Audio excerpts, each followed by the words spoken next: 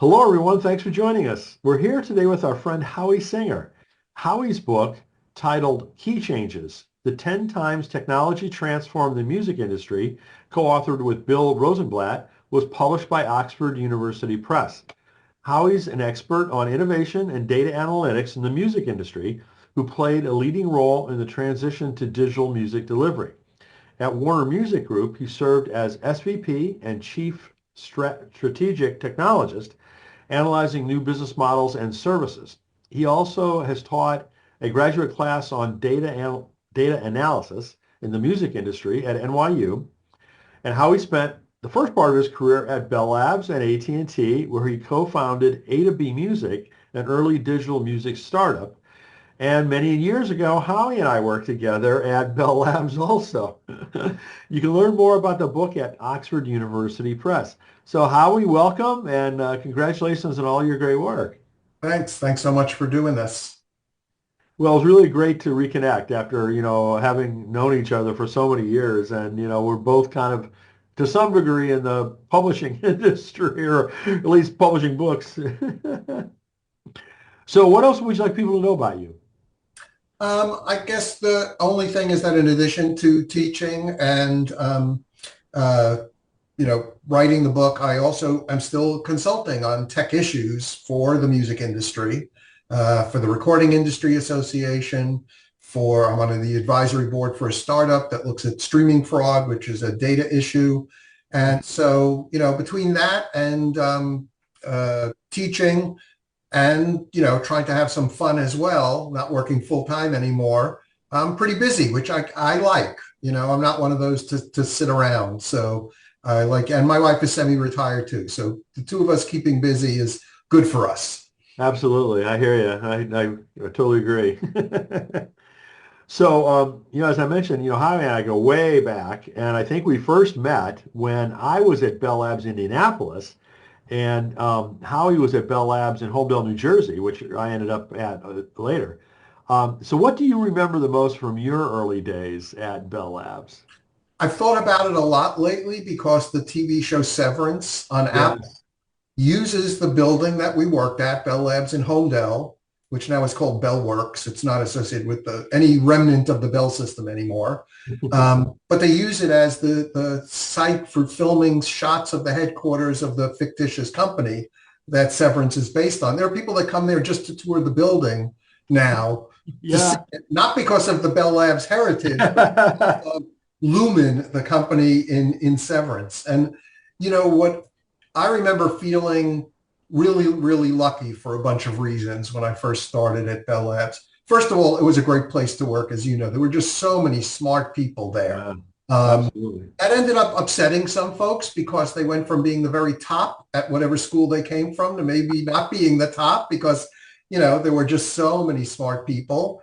I was able to start on a project that was directly related to my PhD and felt, like my first project, which was designing inventory control systems for phone center stores. These are the days when there wasn't a Verizon store and a T-Mobile store on every corner. The AT&T had never sold phones. They had leased phones. So they needed a new inventory control system. And, getting a terminal that connected to the computer my first day of work and not having to deal with punch cards. That's how old we are, Brian. And, Yes, exactly.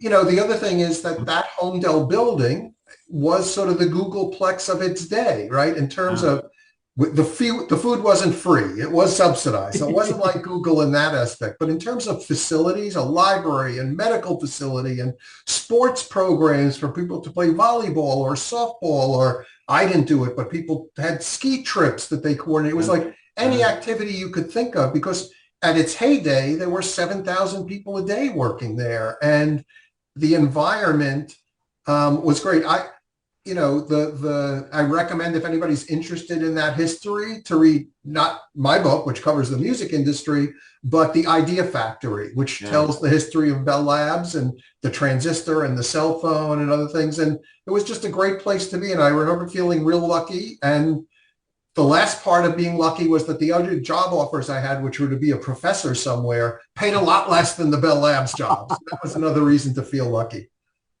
it was an absolutely amazing place to work. And I mean, I share many of the same, things that you have highlighted, especially the really smart people.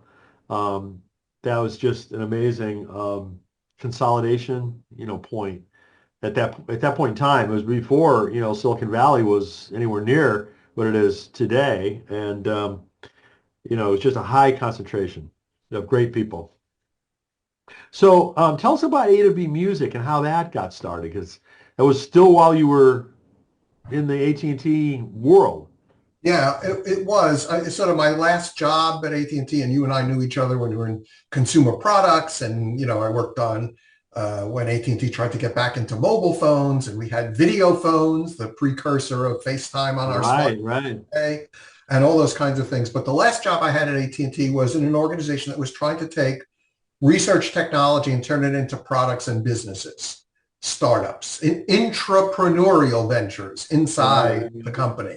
And AT&T had thousands of incredible inventions, but was never particularly good at building new businesses, right?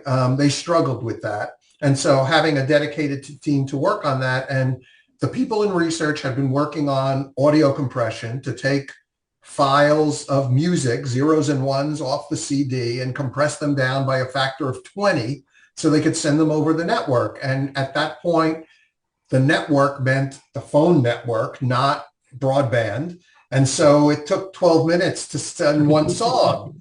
But that was cheap. That was less time than driving to the store, excuse me, to buy a CD.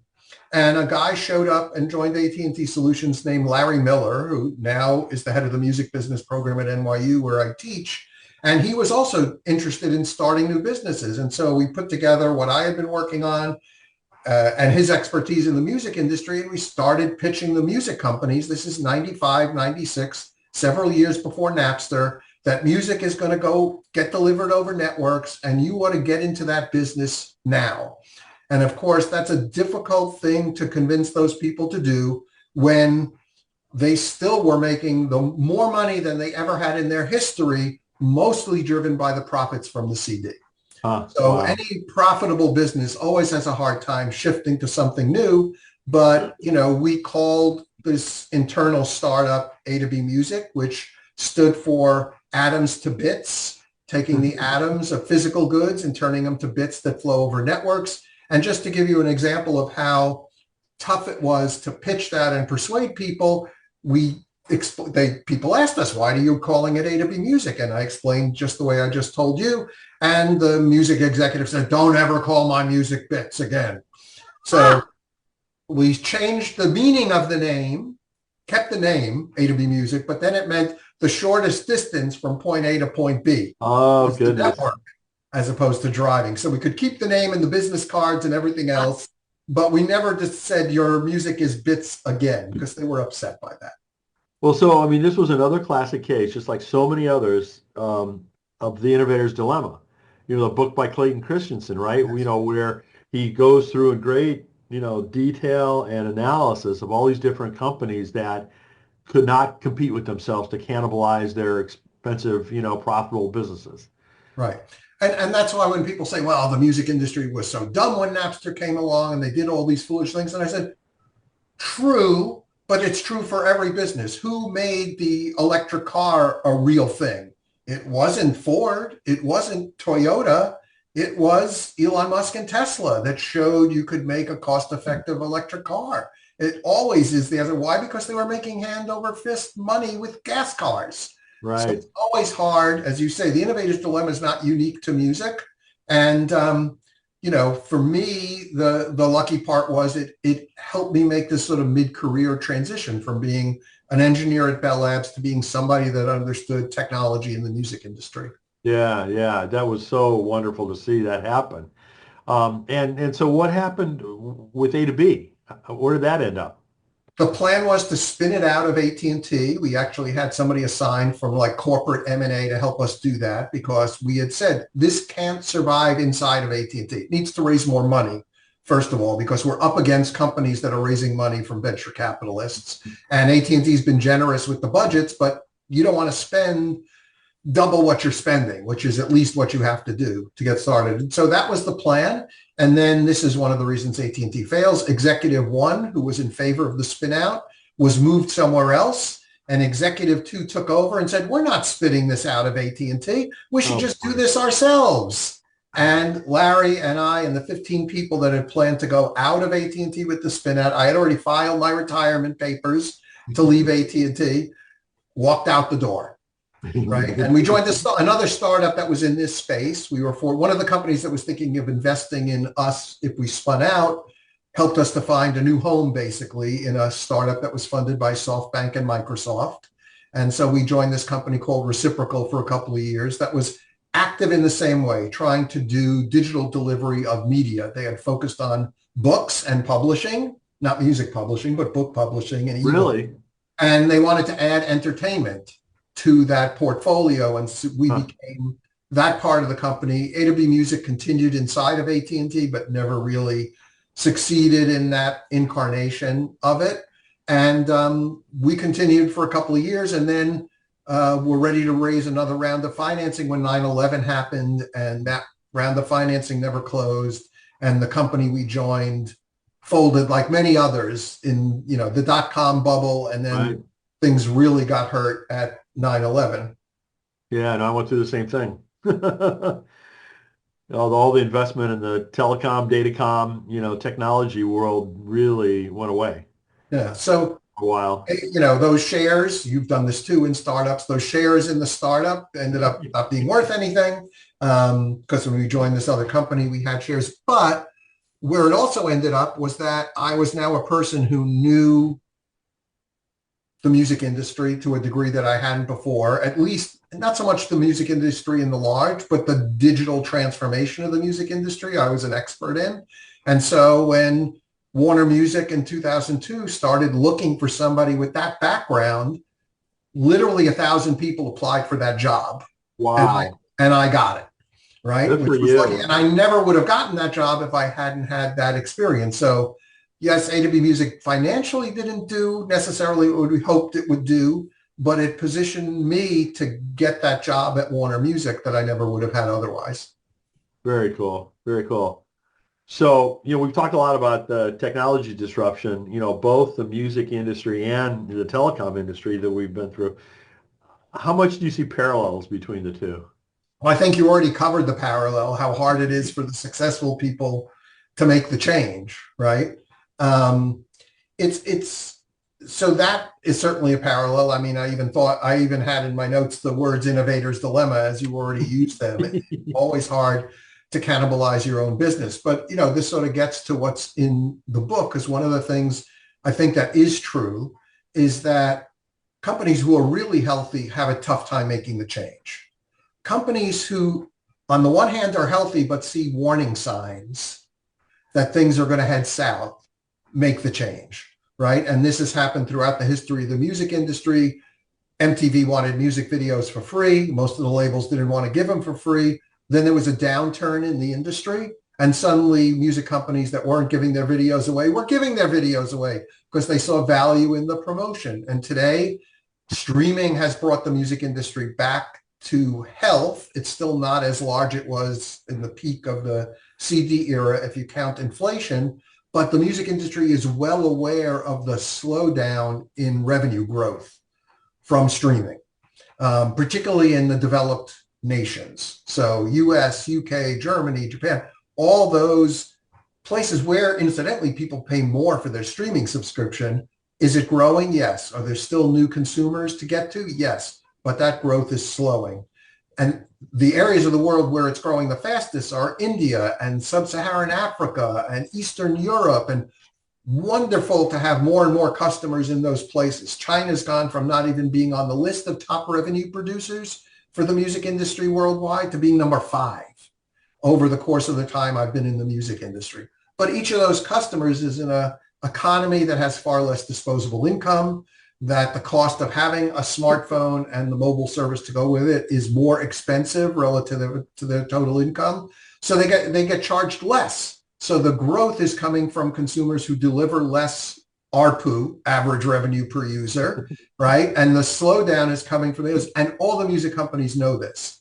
And because of that, they're moving more quickly than they might have in the past to figure out the whole area of generative AI and do licensing. At the same time, they're suing people who they feel are doing things inappropriately.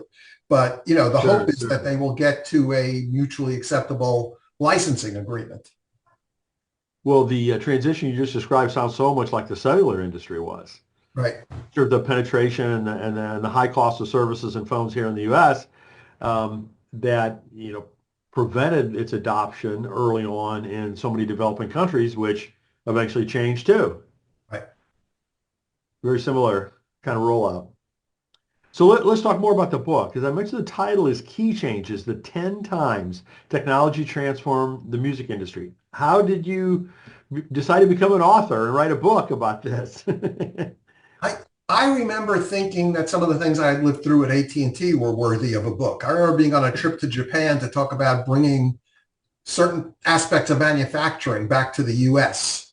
And we had a good big team of people, and it didn't go ahead. But I remember taking notes thinking this could be an interesting book if this succeeds.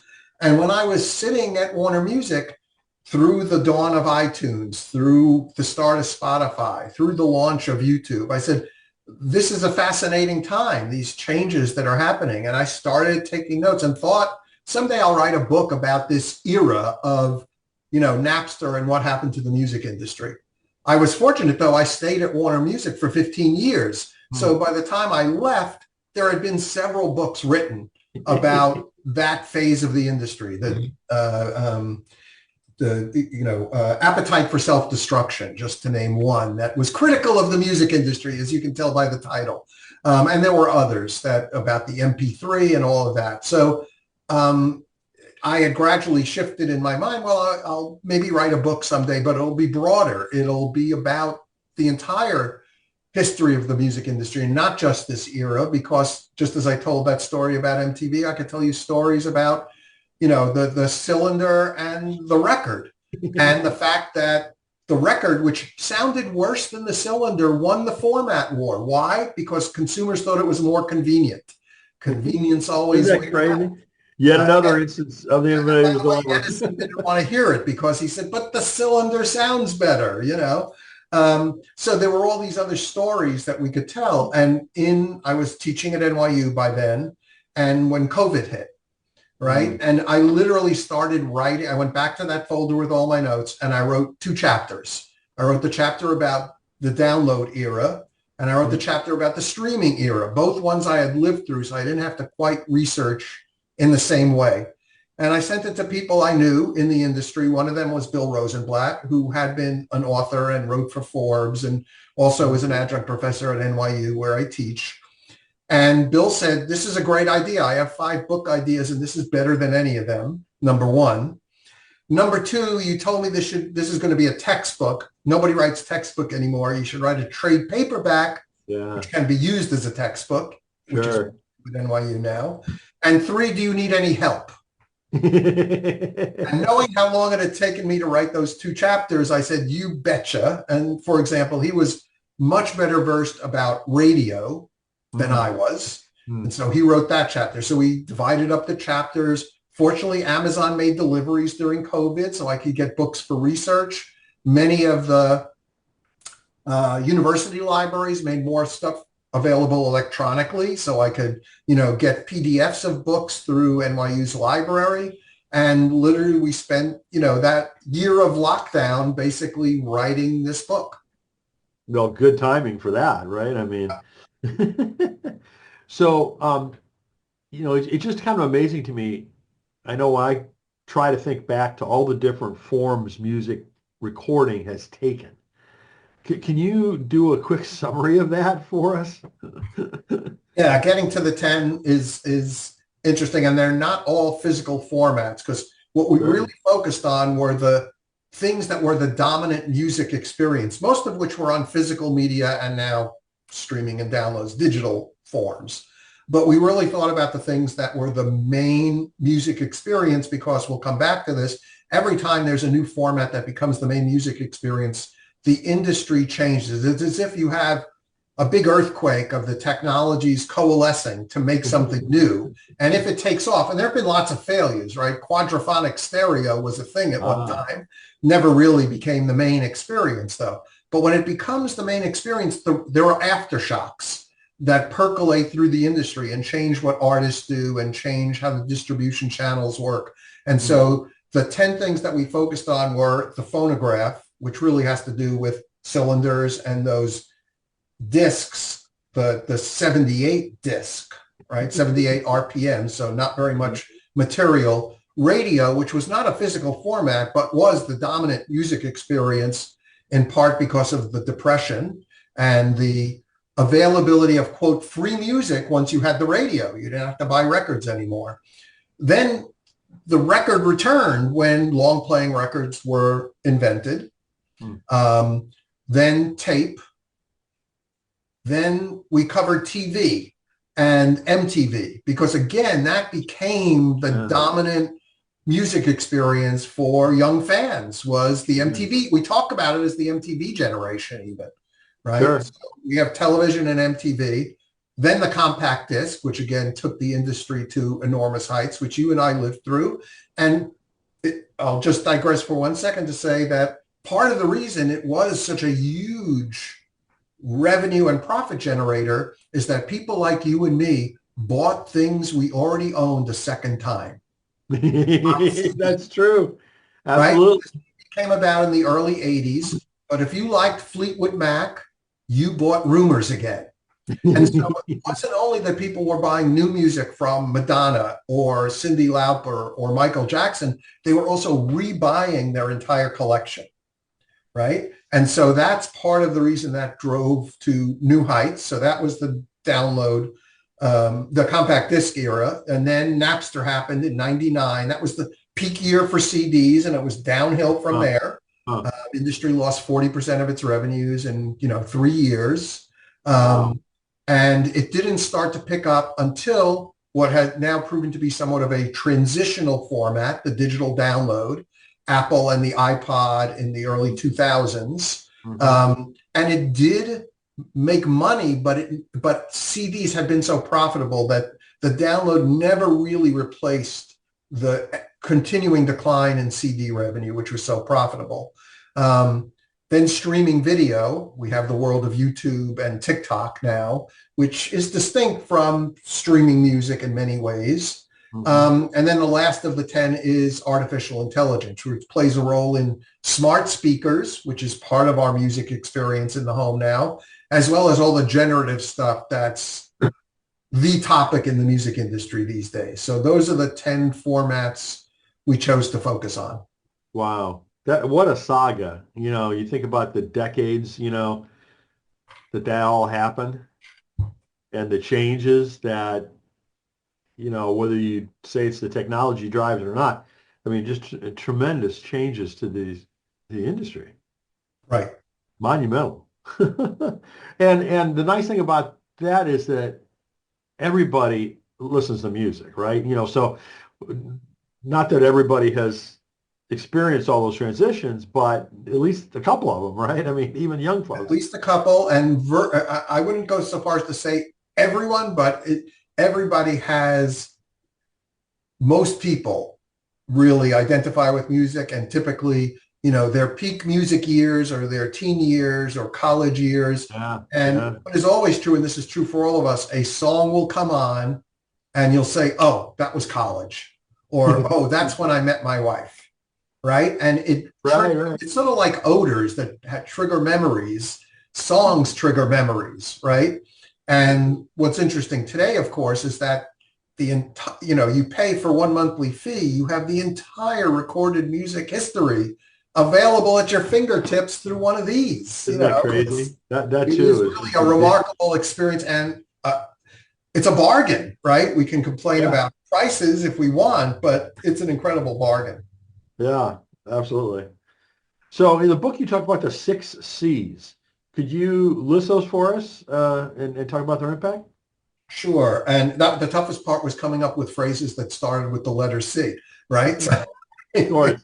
Because, and this gets back to the point, is that technologies coalesce and typically it's more than one technology, right? We wouldn't have streaming in the way we have it. There were streaming services that failed in the early 2000s. We wouldn't have Spotify and Apple Music and the other streaming services around the world today if we didn't have smartphones, if we didn't have broadband connectivity to those phones so that we could stream the music, if we didn't have the ability to store the music on the phone so that if you went in the subway system, predating when we have Wi-Fi in the subway today, but we didn't have that when Spotify launched in the US, that the music would keep playing.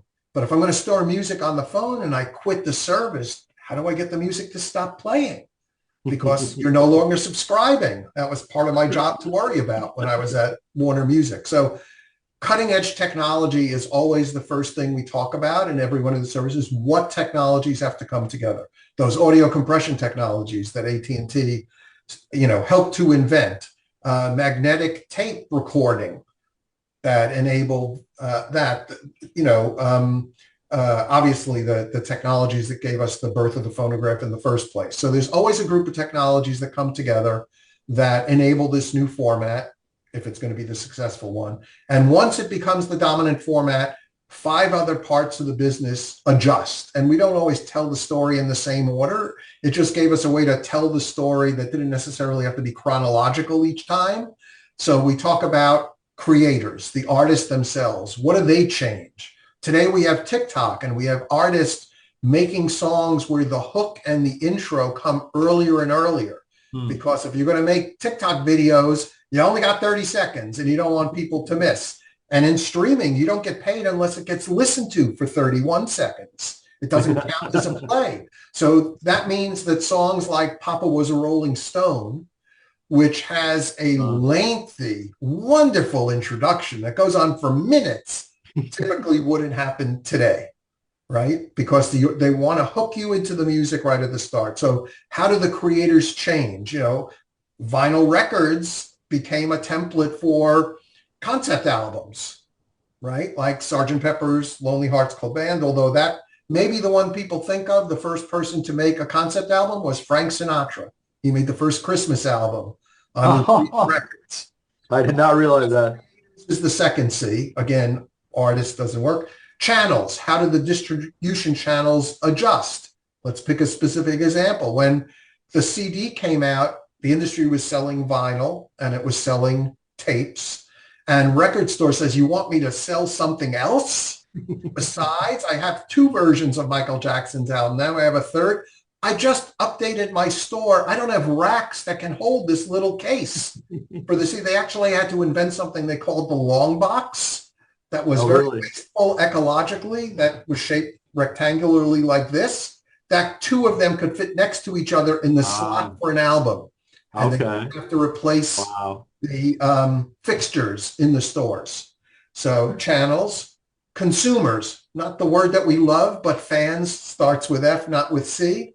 But, one of the things that tends to happen, and you and I both know this from having been in the tech industry, the early adopters tend to be young, right? They're not set in their ways, right? It's why the stereotype is that you and I need help from our kids to get our smartphones to work, right? You have to ask for advice. And so fans are often young who move to the next thing. And then they also distinguish themselves in what music they like to listen to, because it's always a form of rebellion. Our parents didn't like rock music. We didn't like hip hop music. Right. And it always is that story. And so often the genre of music changes at one of these format changes. A tape enabled people to record their, for hip hop musicians and DJs to record their sets and sell it out the back of the car, when the industry wasn't interested in signing hip hop artists because they weren't singers. Right? Of course, today hip hop's the dominant genre in many market segments. So that's third after cutting edge technology. Then there's cash. How do you make money with this thing? And that changes too. Again, we have an industry that makes money from a share of royalties from streaming services today, as opposed to here's the CD that gets sold and you get the wholesale price. If you're the label and your contract defines what you pay the artist as their share of those royalties. And then the last one, which does typically lag, although sometimes it comes sooner, is copyright and regulation, right? So we have that right now with all these fights over training material for AI. And, Bill Rosenblatt and we teach a class based on the book, and we say, we can look over the history. It takes 10 years at a minimum for the law and the regulations to catch up with the changes in technology. That's always what it's taken. Maybe this time it'll be quicker with AI. Chances are it's not, because Congress is slow, if not, slow may be a compliment for what our Congress can do these days. And regulations are slow, and it takes time for these things to evolve and get settled. Just to pick the long ones, the player piano and the piano roll, and then sound recordings on records. It took decades until they put a copyright law in that recognized that a piano roll was a copy and that a record was a copy of the composition as well, because it wasn't readable by a human. That was the argument that was made in court. It was a part of a machine. And as part of a machine, it was not copyrightable. That's interesting. Well, so those are the 6 C's, and and then we end the book with turning it. As an engineer, you'll get it orthogonally. We turn it around and say, what are the themes across all the formats? What's the theme of cutting edge technology across all those decades and formats? How did creators change over all those formats? So we sort of tip it on its head and say, what are the things that we can see across all these time periods that have been a constant? And one of the first one is, for technology, convenience always beats quality. Yeah. Very cool. Oh my goodness. That's such a great analysis, the way that you approach that. And it's like, the last thing you were talking about with the copyright thing, it reminds me so much of, my memories of product technology development. First you just try to get it to work. Then you try to get the quality to be better, so it would work reliably. Then you put in things to be able to manage it if it was some type of a complex system. And then maybe you worried about security at the end. Right. So things like copywriting or, other types of securities. It's like, and products didn't wait for all those stages to take place before they were introduced. And as we both know, one of the important regulations in consumer electronics is the FCC ruled on the electronic emissions of the product. And so, yes, there was always this question of, could you get all that hardware into the box that you were designing for and then pass the test? Right. Is the regulation at the end of it. Absolutely. And if you failed, you had to go back again. Gosh. This brings back so many memories. So I'd like to read from a couple of the endorsements for your book. This one's from Francis Moore, CEO of the International Federation of Phonographic Industry, who says, this book is essential reading for those looking to thrive in an ever-evolving music industry. So, as we kind of look forward from, your analysis that, was more looking backwards, what, for instance, is going to be the impact of AI? If I knew that, I could make even more money than I am. And that is the thing that's keeping me busy these days. I don't think any of us really know for sure. And the reason is, it gets to that copyright issue that's last. The tech companies say that it is fair use, which is one of the items on the copyright law, that allow them to use training material that's publicly available. They don't ever get very specific about exactly what training material they're using. But in fact, I know, as an example, that my book has been used for training AI models. I didn't give permission. I wasn't paid anything for it. I think I ought to have the opportunity to say no, and I ought to have the opportunity to get paid if it becomes an important part of it. So, without that part being settled, it isn't clear, because courts could rule one way or the other, right? We can go look at cases in the past, like Sony's Betamax case that enabled the VCR to thrive, and said that it was fair use to make copies of TV shows. And by the way, that case then played a role in the digital music industry as well, in terms of could people make copies of songs Personal and are use. they okay to do those kinds of things? Yeah, yeah. So, we don't really know. We know it's going to take a while to settle, so we ought to take that into account in our thinking. Um, we know, and this gets back to, I've told people my preference is that and it's not just music, right? There are cases with the New York Times and authors and graphic artists. This affects everybody. Deep fakes for politicians, right? There are lots and lots of ways that AI it can cause trouble. It's not just going to be that you get an email that says, the Nigerian prince needs money. You're going to get a call. You're literally going to get a call that sounds like your son who says he's been arrested in Alabama and needs money for bail, and you're going to think it's your son, right? Yeah, Those yeah. kind of frauds are going to happen. People fool people all the time without that technology. So it's Right. going to make it worse. And, we're going to see videos up where Taylor Swift is endorsing a political position that she may be completely against. Will the fans know? Will we be able to distinguish the difference? So I'm hopeful that there will be some regulations that come quicker, even if the main issues remain up in the air over fair use. I am hopeful that we'll get some court cases that go in favor of the creators and the rights holders, and also some that maybe help the tech industry, because I think if both sides think there's a chance they could lose big, they'll come to the table. And that's the best outcome, is Sure. let's make a deal, right? I tell people we want a solution in conference rooms and not in courtrooms. But if either side thinks that they're sure to win every court case, they won't compromise. Yeah. And that would be unfortunate either way, I believe, right? Mm-hmm. Because the people in the content industry will be slow to enable some of the AI things to occur, perhaps.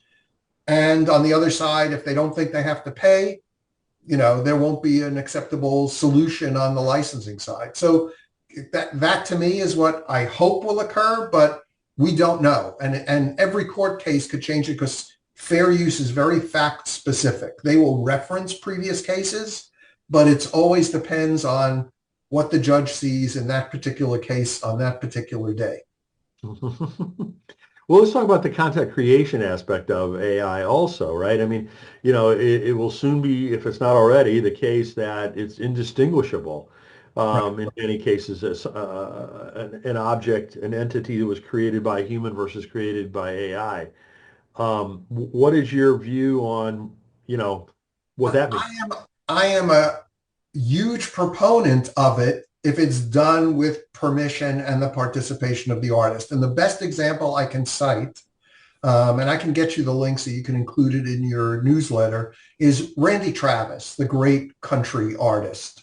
10 years ago, he had a stroke, almost died. He suffers from aphasia now, so he has difficulty speaking. He cannot really perform full songs anymore. But Warner Music Nashville, which is his label, decided to use AI to try and give him his voice back. Wow. Wow. The link I will send you is to a CBS News story about this. So it is an incredibly well-produced video. I think I heard something about that. Yeah. Right. And so with his engineer that he's worked for years, and master tapes from his recordings, they crafted a voice that Randy himself was happy with. His engineer was happy with, and his family was happy with. And the song that they released has been listened to over 6 million times on Spotify. Wow. And his band is now on tour promoting that new music and all his old music. And Randy is part of that. As I said, he can't really sing, but they used another country artist to sing the new song, and then they morphed his voice into Randy's voice using so that singer is fronting the band. And so people who depended on Randy for their livelihood have a livelihood again.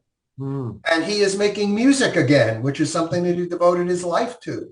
Sure.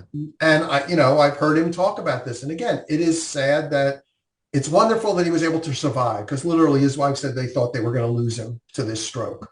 So it's great that he's here. but he lost something that his fans valued so much. And AI was able to bring that back. I'm a huge Linda Ronstadt fan. She can't sing either. I'd love for people to do the same thing, assuming she's okay with it. And as part of the process, I'd love to hear new Linda Ronstadt music. Wouldn't a duet between Linda Ronstadt and Adele be a wonderful thing? Really? So there are many things like that. It could help artists who have since passed away. Because again, in the world we live in streaming, if we have fans who don't know who Whitney Houston is, as strange as that might seem, we might reacquaint people with Whitney Houston. We have songs being released in languages that they weren't recorded in. So Rockin' Around the Christmas Tree, the Brenda Lee song from 50 years ago, was released this Christmas season in Spanish. Through AI? Through AI, sung by a vocal of Brenda Lee's 16-year-old voice. Oh my. Thank goodness. But she doesn't have the same vocal quality she had when she recorded Rockin' Around the Christmas Tree. But there's a Spanish version that we can listen to. So there are wonderful things we can do, but that's very different from I could point you to a site that will give you or sell you a voice model that sounds like Randy Travis. I don't think it has the same quality of what he and his engineer did. And one of the questions is there a copyright in that song? That new song? Obviously, the composition has a copyright, but does the recording, which was created with AI, deserve a copyright? Because typically copyright is only granted to humans. This is a human plus a machine. Where's the line of whether this should be granted a copyright or not? Well, as you said a minute ago, there's a lot of entanglement that it could take a long time to play out, isn't it? But I like thinking about these things. Again, it's keeps the mind active. So here's another, or part of another endorsement. This was from Larry Miller, who you mentioned earlier, the clinical professor and director of the NYU Music Business Program. He says, utterly comprehensive, meticulously researched, and completely accessible. So, that's quite an accomplishment given kind of the history and the reach of the music industry.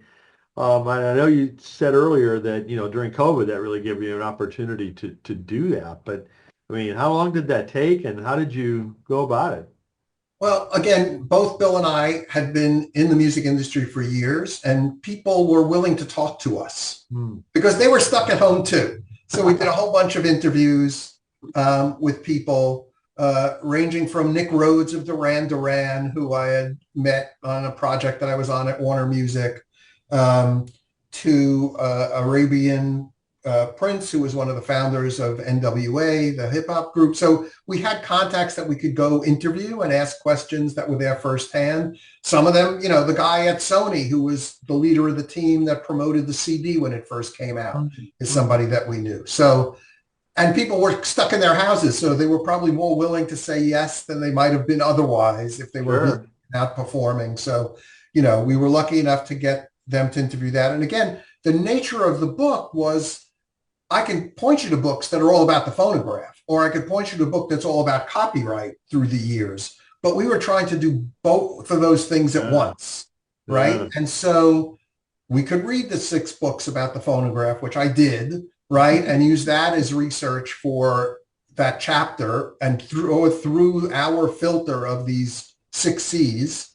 And we could also read a book that was about copyright all through the years, right? But didn't necessarily focus on radio only or the CD only. So we had a lot of good sources to use. And we did it. Again, my wife says it kept me sane during COVID because every day I'd sit and read and write, and it takes time to get it just the way you want to get it. Wow. Well, it's really a fascinating, book and very, very interesting, everything that you kind of consolidated into one. But given all that, what would you like readers to most take away from the book? I think there are 2 things that, we sort of talked about the big picture, but there are so many fun stories, right? That's the thing. We didn't want this to be only dry and be a textbook, whether it's, I'll pick one out that is really strange. The first, we can think of lots and lots of musical artists who became movie stars, right? Bing Crosby, Frank Sinatra. Prince made Purple Rain, right? I mean, we could think of lots. Madonna made movies, right? The very first was Caruso, and they showed him singing. There was a problem, though. It was a silent movie. And they tried to play the record to match up with it. It didn't work. Until Western Electric figured out Sound Pictures Is way that back in right? the day, another Bell company. And so, stories like that of, he was the first attempt to become a movie star, Oh, and it didn't quite work because they didn't really have Sound Pictures yet. So oh those my kind of God. stories are fun to tell. Yes. Adding, Louis Armstrong dropped his music in a recording session. In the days of the early phonograph, you couldn't edit. You had to start again. When he dropped the music, he started scatting the lyrics. And it became a hit. Are you serious? I am Oh, that's serious. good. That's good. Well, Howie, thanks so much for doing all that work and for joining us to talk about it. As I said, I could probably ask you questions about all this music history all day, but I appreciate you taking the time and many congratulations on making that book happen. Thank you. Appreciate it. Appreciate all the interest. Again, the title of the new book is Key Changes, the 10 times technology transformed the music industry. And you can obviously get it on Amazon or Oxford University Press or wherever books are sold. Howie, thanks again. Thank you. Take care.